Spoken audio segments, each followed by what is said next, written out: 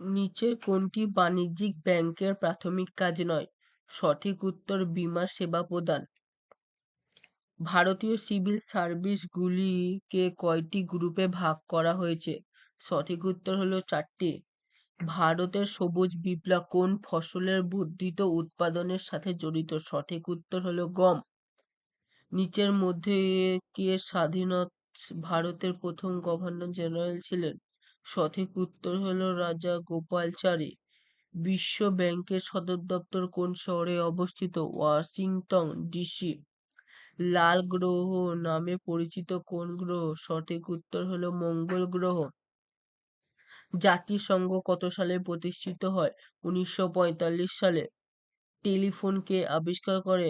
Alexander Graham bell.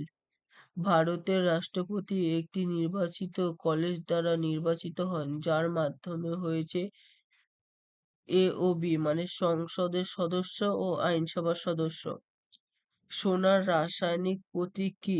সঠিক উত্তর হলো AU। ভারতীয় সংবিধানের জনক হিসাবে পরিচিত কে? Doctor BR Ambedkar.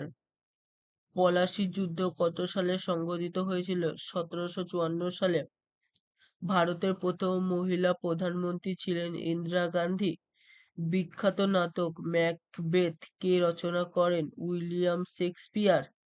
মানব দেহের বৃহত্তম অঙ্গ কোনটি? ত্বক বা চামড়া।